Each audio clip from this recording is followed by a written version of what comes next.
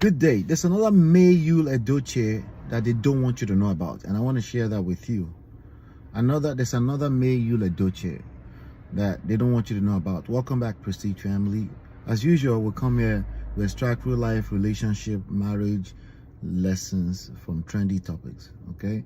And we focus on social self, seduction, power, dynamics, emotional intelligence, more importantly, standpoint. Okay, so I might not say things you like to hear, and I don't necessarily want you to take mine. I want to rub minds together with you.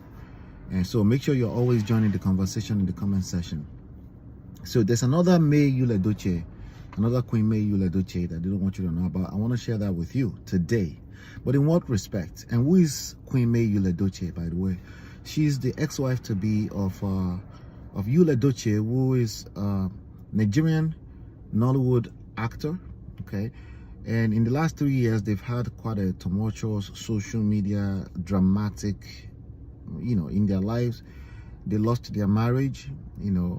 I would probably say it's even more accurately that Yul Edochie lost his marriage, but they lost their child in the middle of all that. They try to troll and make it look like, Yul Edochie and his side chick / second wife, by the way, they've denied that they're married in the court system.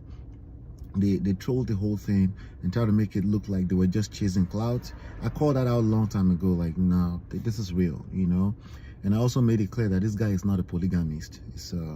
He's trying to flip cheating into polygamy, and that's not always a good thing. At least most people that do polygamy, that's what they did. But at least at some point you have to clean it up and say, hey, yeah, she was a side chick. Not exactly saying it that way, but at least not try to control the narrative and try to cajole people into what is not. That's what he tried to do. And I called that out as soon as he announced that he had a new son from a second wife. I was like, nah, this guy is trying to formulate what is not, okay? And unfortunately, people that discount emotions, they will always collect. The biggest secret, biggest variable in all of this is emotions, and particularly emotional intelligence, okay? So now let's talk about it. Who is this new Queen May Yul Edochie that nobody is talking about, right? She's not that popular. She's not that popular for the same characteristics that you all really, really celebrate about Queen May Yul Edochie, right?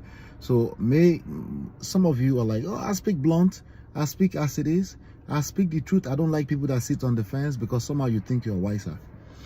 I understand. It's not every time that you have to be diplomatic, but for the most part, if you're just very loud and you're blunt and you're probably just going to give people ammunitions to destroy you. That's part of power intelligence, okay? So sometimes you have to check some people. For the most part, like if most of your power is just talking, quote unquote, talking truth, you'll miss it because you probably have nothing. You're giving what you don't have, essentially. You haven't even paying attention to it. But what is this characteristics of May Yul Edochie that we're talking about? Many of you celebrate her because she's quiet, she moves silently, and that usually means wisdom, moving in wisdom, right? Usually, not always. Some people are just doormats, okay? So don't get me wrong here. But for the most part, if all you do is just you know how to speak truth and blunt, you're probably just blabbing nonsense and you're just wasting breath, okay? And many of you practice relationship in that manner, okay? And you wonder why you're not getting the results you're looking for because you talk too much, okay? You talk too much, that's why, okay? But what is this characteristics again? She moves silently. She moves with wisdom. I think she's made maybe 2 statements ever. One of them being, she told the guy, like, can you stop dragging our family in public? She told Yul Edochie, the ex-husband to be, right? And then another statement, I think she made it clear that she does not want to be a part of a polygamy because it was basically proposing to her to be a part of a polygamy, right? Remember I told you he was trying to flip cheating, right? Cheating for straight 5 years. I covered that in the last video. He was trying to flip that into polygamy because he had a baby on her, but he couldn't. But anyway, she came out outrightly say, hey, I don't judge anybody. I'm not telling you not to do what you want to do, but I don't want to be a part of polygamy. And anyone can respect that. And then people wonder why is he getting dragged? Because he talks too much. Okay, it doesn't matter if you're a man or woman. If you talk too much, you will give away yourself. You will tell on yourself. All right, so that particular part of you, Queen May, that she's very silent, right, is now creating all the successes that she's getting right now. I think she might be in Houston now. She's moving, like she's getting all this endorsement and stuff like that, without having to be the one to tell her own story. Other people are doing it for her, okay? And people are celebrating her for that, and I think that's something applaudable, right? So who is this other person that actually experienced something slightly similar? Okay, she's an actress. She was also married to a director. Okay, and this is the story we have out there, right? This guy, somehow something happened to their marriage earlier on. She's in her around 40s now, between 40 and 45 years old. Something happened to their marriage. The guy basically said one day, according to her story, he said one day he was going to go visit his mother with the child, the only one child they had at the time. That was 16 years ago. Okay, and they had that one child, and he said we're going to, and then he never came back. And then she would call. He would said, "Let me call you back." And then this is according to her story, right? He would say, "Let me call you back," and never pick up the phone for another 3 to 4 months. Crazy, right? Who am I talking about? I'm talking about Doris Simeon. I'm talking about the story of Doris Simeon, Daniel Ademinokon, and a third party who ended up becoming a wife, who has actually ended up being treated the same way. And we're talking about Stella Damasos. Okay, so now that was around 3 years old. So 16, the boy is 16 years old now at this point, at press time, and that was about 13 years ago. By the time the boy was 4 years old, right, that's 12 years ago, they had moved with her son to America. Okay, and it looks to me like for the first time, she might have one other floating interview out there on the internet, but the first time she's actually speaking a little bit about it on Biola's show. And you could tell she's whispering, and she was still trying not to talk too much because she was trying to protect the child. Some of you will be like, no, she should just speak our truth. See, you don't understand.